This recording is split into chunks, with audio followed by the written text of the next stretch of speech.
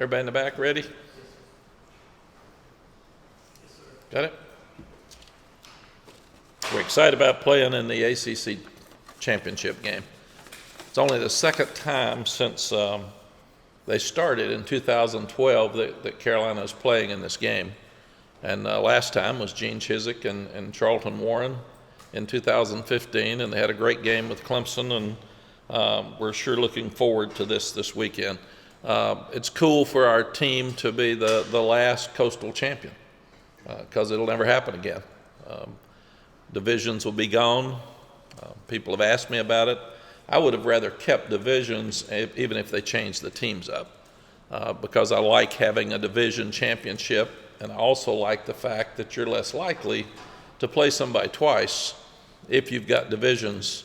If you just have a league like it went to in the Big 12, then like TCU and Kansas State playing each other in a repeat game this weekend, it always was more fun and more challenging, I thought, to play somebody you hadn't played before. So, but that will not be the case. Most likely, there's a better chance that you will have played who you're going to play again in the conference championship game starting next year.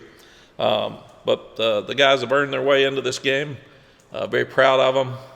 The fact that they have won 9 games, and it's only the second time since I was here before that Carolina's won 9 games is really cool.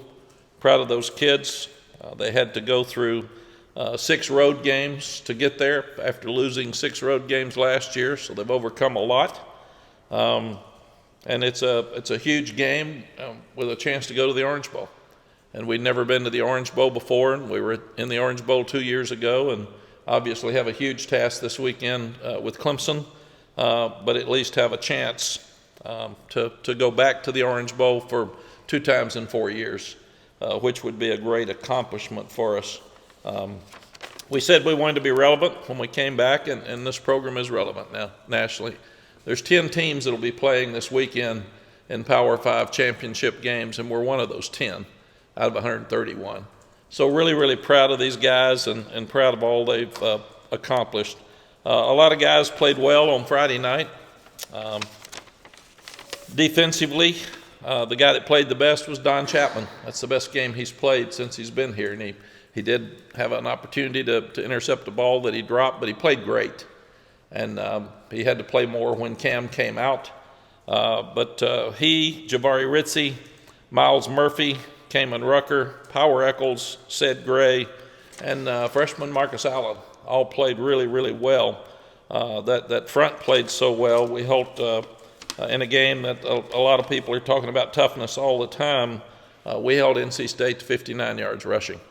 So our rush defense has gotten so much better than it had in the was in the earlier part of the year. Offensively, Josh Downs, Antoine Green, Elijah Green, Kamari Morales, Corey Gaynor, and Awesome Richards played really, really well. They had some of their best games. Really, really proud of Corey Gaynor to take on the big nose guard at NC State. He's one of the best in the league and did a tremendous job with him. So proud of Corey and stepping up. Special teams, Marcus Allen again. He played really well throughout the game. DJ Jones and Spencer Triplett. When Drew Little got hurt covering punts, Spencer had the deep snap and short snap and did a really good job of stepping up and helping us. Offensively, we need to get back on track. We did so well earlier in the season, and the things that we had as priorities, we were doing well, and we haven't done as well the last 2 weeks. We're not scoring touchdowns at the same pace in the red zone. We scored 3 touchdowns out of 7. You get a 4th, you win the game. So we've got to go back and just continue to look at that. We're not doing well on 1st down, so you're too many long yardage plays on 3rd down. We were 5 for 20, and that's just unacceptable. 4th downs, we were 3 for 3.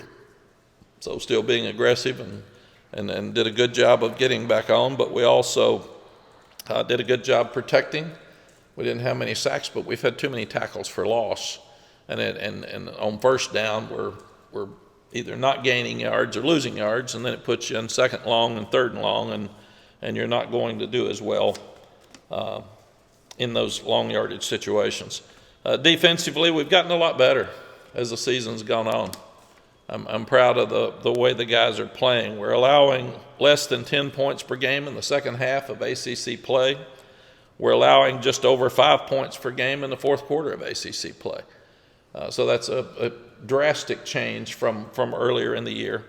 Second quarter's still been tough. We're still giving up points right before the half, which is a critical part of the game, and we got to improve in that area. Don't know why the second quarter hadn't been as good, but defense is much improved.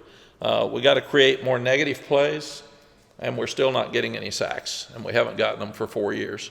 The only sacks we've gotten have been created by blitzes. We only gave up 6 explosive plays. We kept them to 1 touchdown out of 5 trips into the red zone, which is much better than we'd been doing. The 3 of the explosive plays were touchdowns. Storm Duck falls down on the 3rd play of the game. We got beat deep by 1 corner, and then the deep pass over the middle. Cam Kelly pulled his hamstring as he was trying to cover him. So that's really bad luck when you go through it. I'd never seen that before. But that's 3 of the touchdowns. And then another touchdown was created by we had a turnover on a short field and gave them a real short field to score, which our defense has to step up and stop them, but we didn't do what we needed to do. Whole second half really was Will Hardy and Marcus Allen, 2 freshmen, and Legend Cavazos playing in the secondary, and they did a good job. I'm really, really proud of those guys, and most of this team will be back next year, so it bodes really, really well for the future. You start looking at points off turnovers. Again, they turned the short field into points for them. We had the turnover, and it was a long field, and we didn't, so they got 7 points off turnovers, and we did not. Start looking at Clemson. Dabo's done an unbelievable job. I can relate to the type of success he's had, because at one time we had that at Texas, and if you lose any games, it's like it's a disaster now because their standard is so high. 160 wins and 38 losses as the head coach at Clemson. Second winningest program since 2015 with 99 wins. He's won 2 national championships. They've appeared in the college football playoff 6 times. They've won 6 straight ACC championships from 2015 to 2020, 7 seasons of at least 11 wins, and a chance at an 8th this year, and 4 14-win seasons. So he's just, it's been amazing what he's been able to accomplish, and I'm proud for him and the Clemson program, because they've been the standard in this league. Everybody's trying to get facilities like theirs. Everybody'd love to have a commitment like theirs to football, and everybody'd love to recruit like them, and everybody'd like to win like them. So last year was a little bit of a difference, because we had 2 different teams playing for the conference championship, but everybody in this league is trying to get to the standard that Clemson is, and that's the gold standard. That's what we want. You look at our season in the ACC, every game's come down to the last series except for Pittsburgh. Every game that we've played, whether it was a coastal team or an Atlantic team, and we've won all of them except the last 2, and really they came down to the last play as well. So that's who we are. We're a team. Clemson's the best team in this league, and the rest of us have to coach well and play well down to the last play to win a game. And that's kind of the way college football's gotten, but it's definitely the way, not only the coastal, but the Atlantic too. You look at our game with Wake Forest, came down to the end. That's in the Atlantic. You look at our game with NC State, it came down to a kick. So that's who we are and what we've got. So you just got to win close games to be able to get where we need to go. The next month for college coaches will be the craziest month ever, in my estimation. You've got some of your guys that'll be leaving to go in the transfer portal. You're not sure who they are, and you'll learn Monday, most likely. Some will want to stay and play in the bowl. Some will not want to stay and play in the bowl. You've got some guys that may want to opt out across college football. We had 4 for the Orange Bowl 2 years ago. So that can happen. You're not sure about who you'll have for your bowl game, regardless of where you play. And then Monday morning, people can start getting into the transfer portal. And who knows? It'll be record numbers. It'll be the most ever. When you have some guys that aren't playing enough here that leave, you've got to try to replace them with some starters. You start looking at recruiting now as compared to transfer portal. Who you get in the transfer portal, those guys will be more ready to play immediately than high school players. So I really worry about in the future high school recruiting not being as important as transfer portal recruiting. It's just the way it is, and it's a concern, but it's real and it's out there. So roster management's a disaster. You're trying to figure out how many you got on your team and who can come in, and you got to wait till Monday when you see how many are going to leave before you can figure out how many you can sign. A lot of new ground for college coaches starting on Monday for the next month. Questions? Look at the last 2 weeks, losing close games that you were previously winning. What is the first thing that stands out for why you guys were unable to pull those games out? We haven't played as well on offense.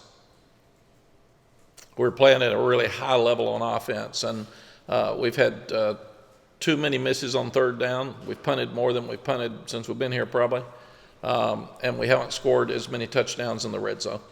Those would be the two things I would say is the difference in the game. Defense has gotten better, and offense hasn't produced as well as we did in the previous games. To expand on that, going back to the Wake Forest game, the last 32 possessions, you guys have 6 touchdowns.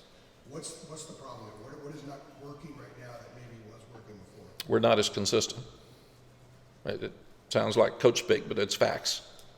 So we've played good defenses. Georgia Tech and Georgia were 13-7 at halftime, and Georgia Tech drops a snap on a punt and turns the ball over the next series, and Luke gets too far behind to catch up. But they've done a good job on defense throughout the year, and then NC State's one of the best defenses in the country. So I think you got to give the other team some credit too. How do you balance out for moving on, for getting these 2 losses and the slate being clean and it all comes down to one game and the title game, to taking lessons from the last 2 games and kind of looking back at, hey, what can we do better? Yeah. If you go back to 2 games ago, it was down to a catch. If you go back to last week's game, it's down to a kick. I mean, we say we need to get better on offense. What we scored 27 points. I mean, that's a lot of people would like that. The thing I would say is that, me included, if you'd ask a North Carolina fan or me in August, would you take 9 wins and a chance to play Clemson for the conference championship? We'd be so excited. It's funny, we have the same record as Florida State, but they've won a couple at the end. We lost a couple at the end, so everybody's so high on Florida State and people get down on us. Look at the facts. Facts are this is one of the best seasons in our school history, and we're playing for the conference championship for the 2nd time ever. That's pretty cool. So I'm not going to let a player or 2 get me down. So then is it fair then that it's just forget about the last 2 games, focus on the now, and that all attention is on this game, and it doesn't really matter what happened in the past? It's fair that you don't ever forget about a loss. We forget about wins. That's facts. Coaches included.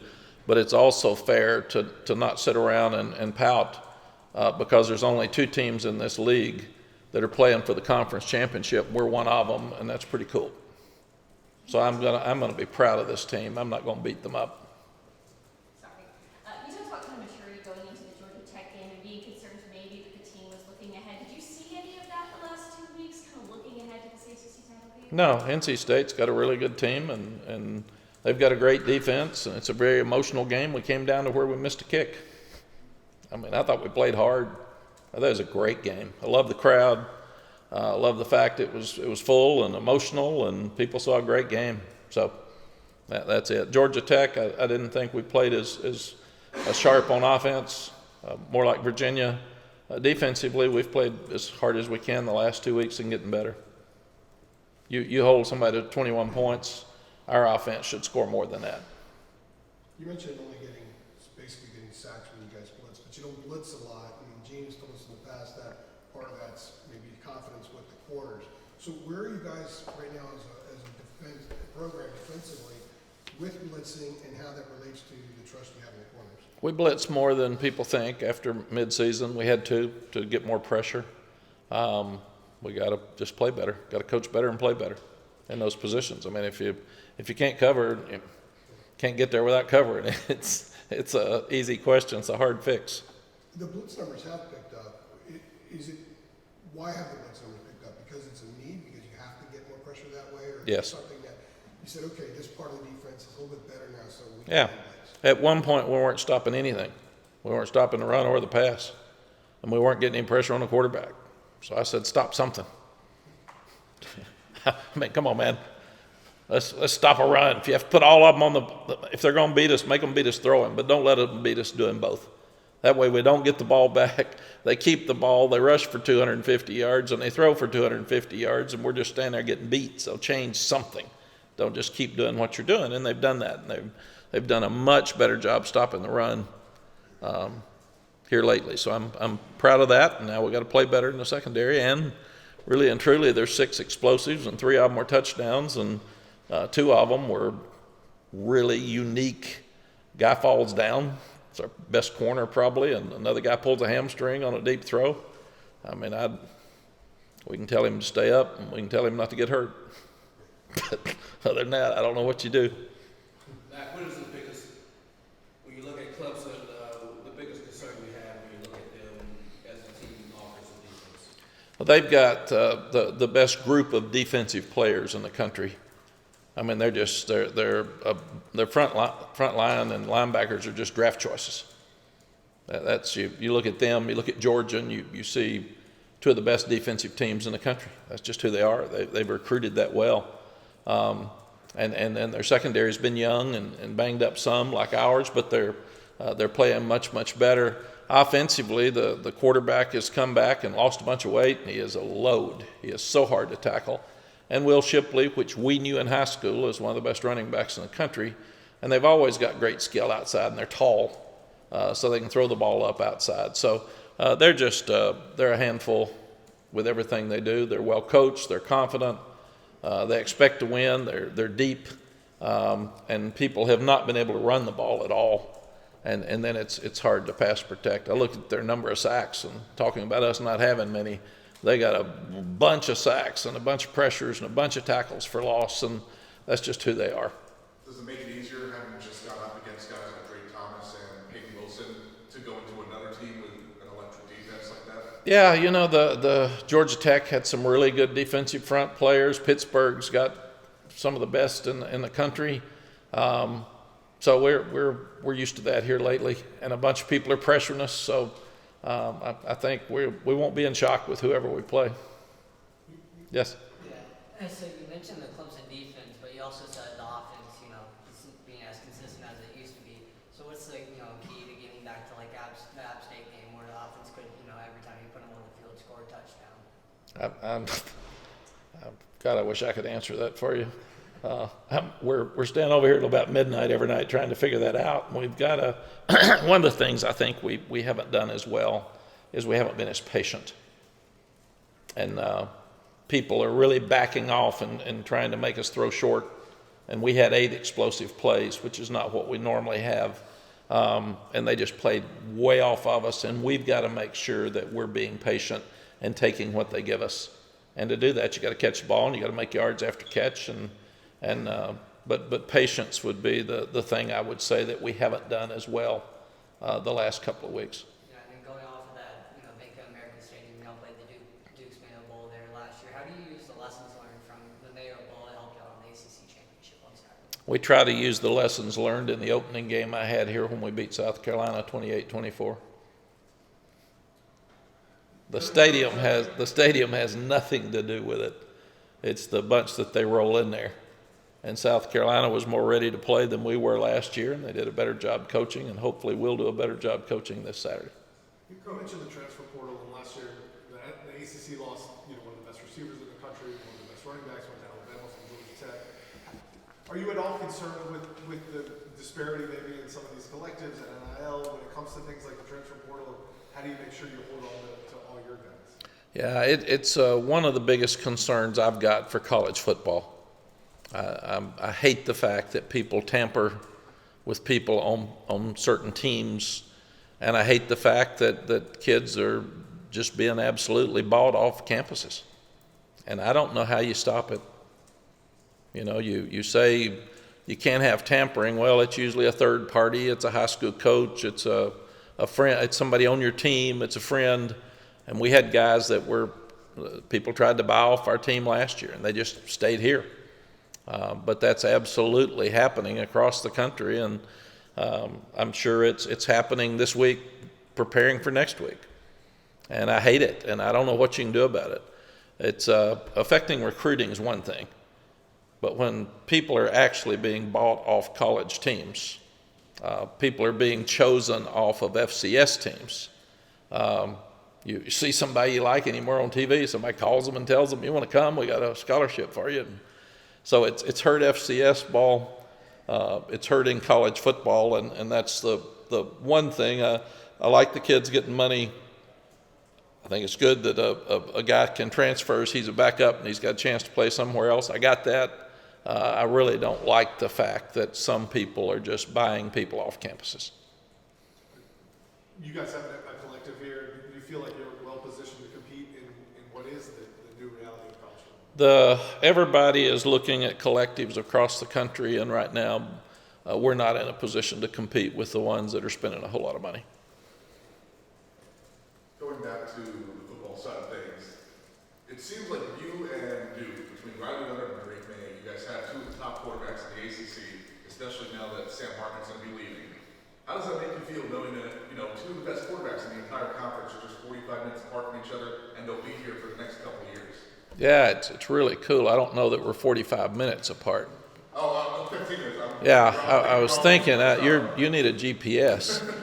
Mine takes me on a different route to Durham than that, but that's okay. We're there. I'm just slow rider. Yeah, no, you're real slow. Remind me, I'm not riding with you when we go somewhere. Let me say first, I am so proud of Sam Hartman. What a tough competitor. I didn't see him after our game, and I texted him and told him he has such a great career. He's leaving now. We don't play him next year. We've played him every year he's been there, and he's just he's tough. He's overcome so much in his life at home, losing a brother, and then he has the injury, the medical issue to start the year, and most people would think you'd be through. And he is a tough competitor, man. He comes back and plays great and breaks a whole bunch of records. So yes, he's done an amazing job at Wake Forest. But you start looking at our guy and Duke's guy, they're really good, and they're fun to watch, and it's going to be a great game for the next couple of years with those guys because they make a difference. In modern day college football, if you don't have a quarterback, you're not going to compete at a high level. And if you do, you got a chance every week, and that's what these two guys do. Everybody's talked about Mike Elko's done an amazing job at Duke, and they've changed. They had good receivers, they had good running backs, they had good skill, but they didn't have consistent quarterback play. And that guy has done amazing things, and he's as good with his legs as he is throwing the ball. So I'm really, really impressed with Riley. He's just done. I think he's changed that program completely. Going back to the collective, how far away are you guys from being where you maybe need to be to compete with some of the other big spenders? I think except for the ones you read about, every time you look at a 5-star now, just look at the 5 places he's visited, and that shows you the separation. It's totally changed recruiting. We've still got to look for the guys in our footprint that want to come to North Carolina for academics. Is that partly why recruiting's changed a little bit this past year for you? Recruiting's changed completely. I mean, completely. So, to stay on that, how far away are you, and what does it take? What do you need in order to get to the point where you can compete in that respect? Some people have just openly said, we need $10 million, and not many people are in that ballpark. So it's just what it is. So you need $10 million. When Ryan Day comes out and says we need $13 million to keep our roster each year, we're not in that ballpark. When Are it, you worried? I mean, your team obviously has guys who are stars and have some eligibility remaining. Are you worried about them being contacted and saying, hey, come over here? yeah, what I've learned is that I've got to control what I can control. And if somebody's going to give a kid $1 million to go play college football somewhere else and he wants to do it, how can I tell him to stay? I mean, that's just what it is. So hopefully we'll have enough guys here that want to stay here and play and go to the university and still play conventional college football for the reasons you play. And it's the same thing in recruiting. If a parent walks in and the first thing they say is, let me talk to you about the collective, I know we're in trouble. If they say, I love the university and the school academically is so good and we can't wait till our academic visit, I can stay in the conversation. But it's just, it's totally changed everything. Yes? It's John Johnson, WXII. Hey, John. Your staff's been in big games coming in this area. You yourself will coach in championship games from a roster. This will be a whole new experience in a lot of ways for them. How do you prepare them for the moment when that moment arrives on Saturday? It's a great question. This one's a whole lot like an away game. We'll go down on Friday. We'll have our routine that we have on Friday night for a night game. We'll have our all-day Saturday routine for a Saturday night game at 8. We've played in some of those. So that part of it I don't think will change. The unique part is who gets to travel, how many, who can be on the sideline if they're not traveling, all those things. Clemson's got this down pretty good.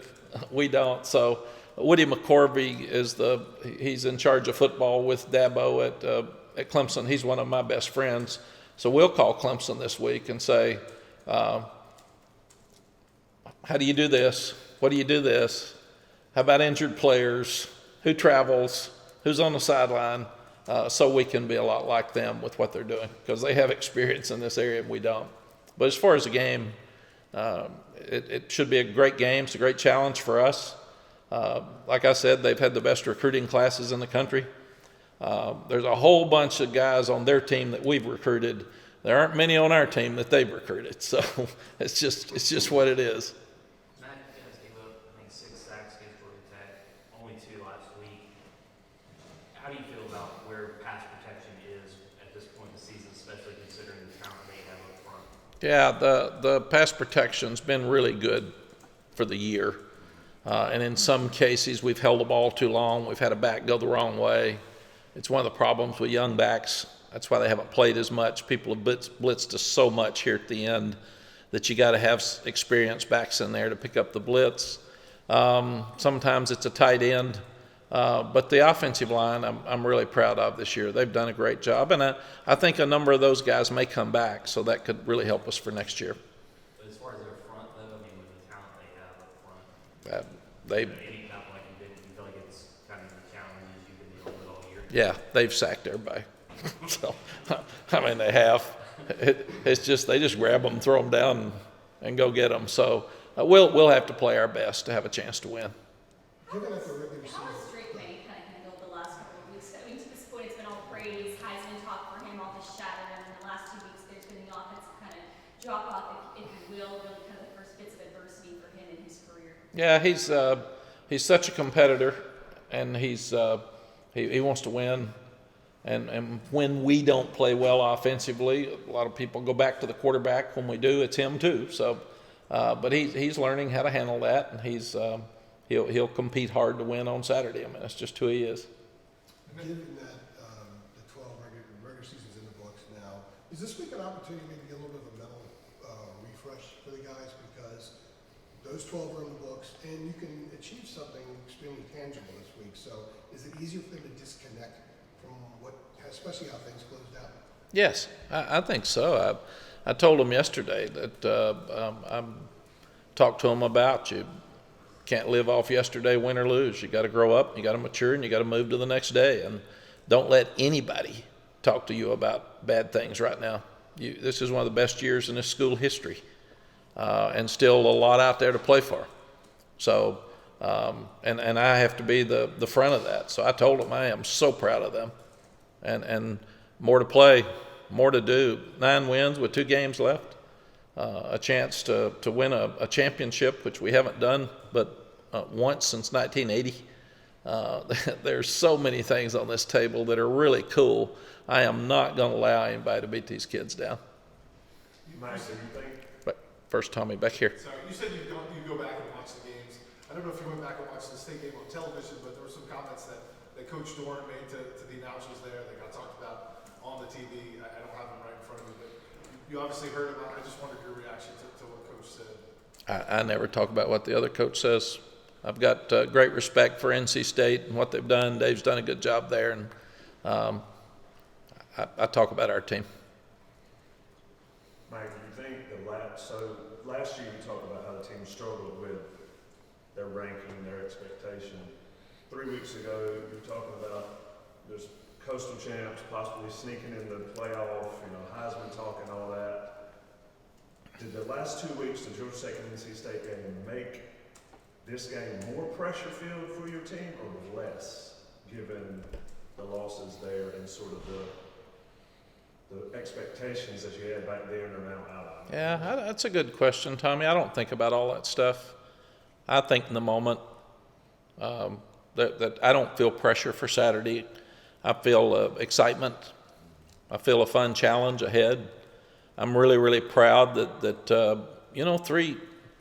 three and some years ago, we had 2 wins and hadn't been to a bowl game in a while, and have had 5 wins in 2 years.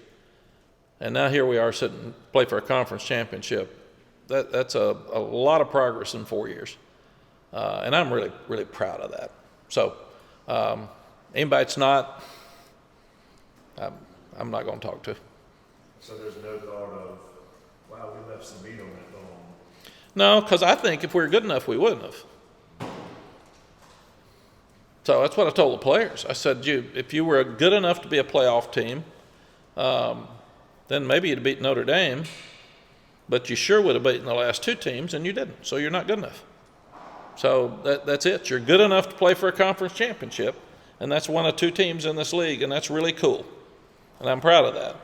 But you're not good enough to be a playoff team, or you would have been. And that when I say that to the team, I say that to the coaches as well. We as coaches and you as a team in this room, we're not good enough to win 2 games, to be 11-1, playing for a conference championship to try to get in the playoffs. So let's don't sit and say, God, if we weren't good enough. We didn't. So we're close. We're probably 2 plays away from being 11-1, and that doesn't matter. We didn't do it. We didn't accomplish it. So, and that's what I do. I don't get into the, oh my gosh, I wish. I get into facts. The facts are we weren't good enough, and we're not going to be in the playoff, period. Now, can we win a conference championship? It's going to be hard, but yes. Can we go to the Orange Bowl? Yes. I think we'd have taken both those early season. And to do that, we got to win 10 games. We'd have been proud of that because that hadn't happened very often either. So we got to keep reality here. When you start getting out of reality and into emotion, I don't do that. I get into facts. The defensive line is one place you guys have recruited really, really well. But as you mentioned, you just haven't been able to generate that pass rush from those guys. Is there something? Is that development? Is that scheme? Is that coaching? What do you look at and say we're getting the players we want on the defensive line? Probably a little of everything. We've lost a full defensive line of starters to injury. That didn't help us. We're having guys that have to play more than we would have liked for them to play, and they didn't early in the season. Losing Noah Taylor really hurt us. Losing Des Evans, he was really coming into his own and playing much better. That hurt us. Tamari Fox is one of the best pass rushers we got, and he's quick and he penetrates, and he didn't get to play this year. So losing guys like that is really set us back. Matt, I'm not sure where you are in the prep process for the week, but South Carolina, obviously, getting through some demons and being Clemson, they laid a blueprint as to how to attack the Clemson team? Do you think you saw? I don't think so. South Carolina had 2 great games. They're a 6-win team 2 weeks ago, and everybody thought they'd be a 6-win team at the end of the year, and they beat top-ranked Tennessee, and they beat top-ranked Clemson. So they just played really, really good in both those games. And I think when everybody saw them beat Tennessee, they said, well, Tennessee's probably flat. It didn't happen, and then they come in and play great against Clemson, And to their credit, Clemson was ahead the whole game, and they stripped the ball loose late in the game to win the game. So they're playing with a lot of confidence right now, and Shane's done a good job, and they finished their season strong. And it's funny that they've won 8 games, we've won 9, and everybody's more excited about them than they are us. That's just, you got to look at facts. What has happened lately to excite me? So that's kind of where we are in our life. That's the shiny new nickel. How much do you sense the reaction from the fans over the last couple of weeks? And do you see it as a positive in the sense that, and I think I've talked to you about this before, that when it gets to the point of anger and hurt, then it shows that you're doing something right because the losses actually mean more than when there's apathy and it's kind of expected. Yeah, I look at how the fans support. I don't get on the internet, and like I said, those guys usually aren't very happy when they're on the internet. I learned that at Texas. But I see the reaction of the fans. We had a great crowd at Georgia Tech. We lose the game, they come right back. On Thanksgiving, we have one of the best crowds I've ever seen here for NC State. They stayed, they fought, they pulled hard. I don't interact with fans. You know, I'm over here at 5:30 in the morning, 6 o'clock in the morning, and I leave here at 6 o'clock at night. That's just kind of what happens in my life, and I don't go shopping, and I don't go to the grocery store, and I don't go out, so I don't see anybody. I see you all here on Monday, that's about it. So I don't hear fans, but I think, again, if you look at a fan that wants to be mad, I can't keep him happy.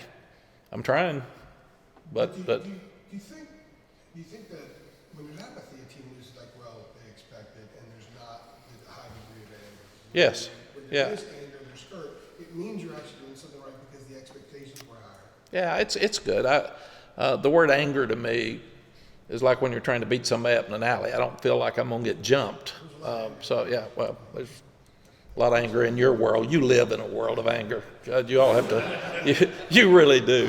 Every day, your little world is I get on my internet, and you're so excited when there's anger because that means a lot of people are on there and interested and stirs it up, but you live that world. I don't live that world.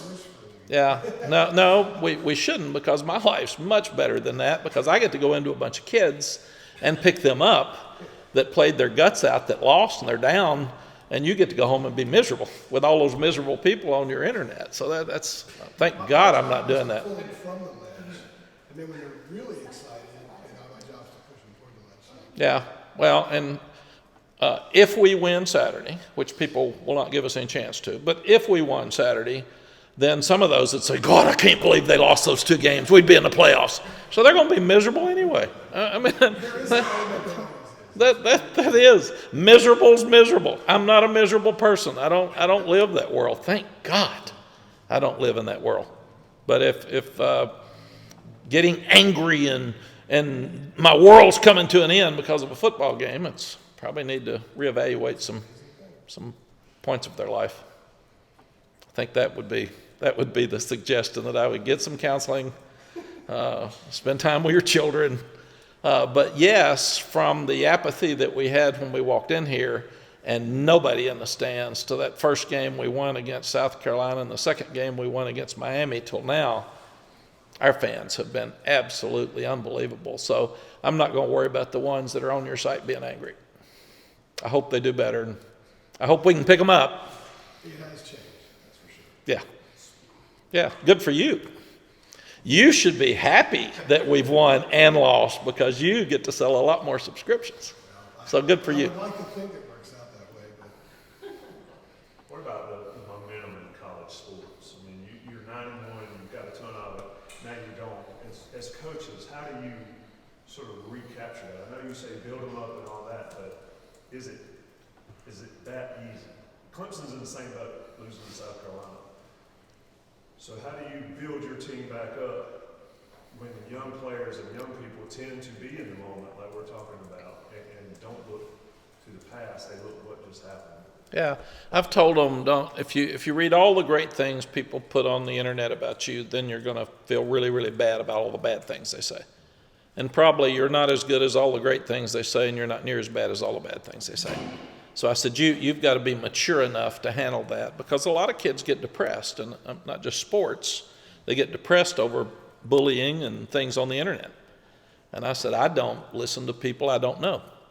That's been a philosophy I picked up early at Texas from Mr. Joe Jamel, a lawyer, and he said, only talk to people that you know, that you have respect for, that know you well enough that they can give you suggestions, and then if they give you a harsh suggestion, you should listen. If somebody you've never met's talking about you, whether it's media or whether it's a person, why would you care? They don't know you. So why would their opinion matter to you? And it really doesn't. So that's just the way I've done my life. But for kids, our kids are excited. We say we have no momentum. We got 9 games worth of momentum and a chance to play in a conference championship game. That has happened once since 2012 here. We are excited. This is fun. So I can't wait. And our kids are the same way. They were chirping last night at dinner and disappointed in the loss, but if you tell them every day that there's a 24-hour rule and you have to move on, one great thing about fans, which is hard for them, and I love our fans, but they don't have a 24-hour rule. They can be miserable all week. We can't. We got to go back to work. You start watching Clemson on video, that'll wake you up. That'll make you quit worrying about everything else. Do you like ending the season with NC State, or would you prefer that last game be against Duke or somebody else? I don't care. I like winning all the games. I don't have anything to do with scheduling. I was one of the 3 that voted to keep divisions. So, and nobody cared and nobody wanted it. So I couldn't even keep the conference divisions. I sure can't control our schedule. And we played Duke here before and it was great. We play State now and it's great. So it's a lot of excitement at the end. I do think with all the changes, there'll be more. If there's realignment, there will be more changes with rivalries. And if, like the SEC and some of the other conferences, do what we're doing and like the Big 12's doing and do away with divisions, that could affect rivalries. So people are going to have to look at that. I know Texas and Arkansas used to be a huge rivalry. Texas and Texas A&M, does it go back now since they're both in the SEC to Thanksgiving? Or Friday, like our game's been with NC State? Does Oklahoma and Nebraska, that used to be huge in our lives, and we don't have that anymore. Oklahoma or Nebraska and Colorado. So a lot of these things, do we ever see a Michigan and Ohio State change because of leagues? I don't know. We're all looking at a whole lot of changes here in college football moving forward. If they do away with divisions, they can play back-to-back weeks. They could. And that actually, you would look at it, I think that the Big 12 even did this earlier. They moved the Oklahoma State and Oklahoma game when they were both really good in the Big 12. They moved the Oklahoma State game up into the season so you wouldn't have back-to-back games if both of them won, because both of them were doing well. So that's something else we'll all have to consider. If us and NC State become the 2 best teams in this league, do you want to play the last game and the next week? Those are all things people have to consider moving forward.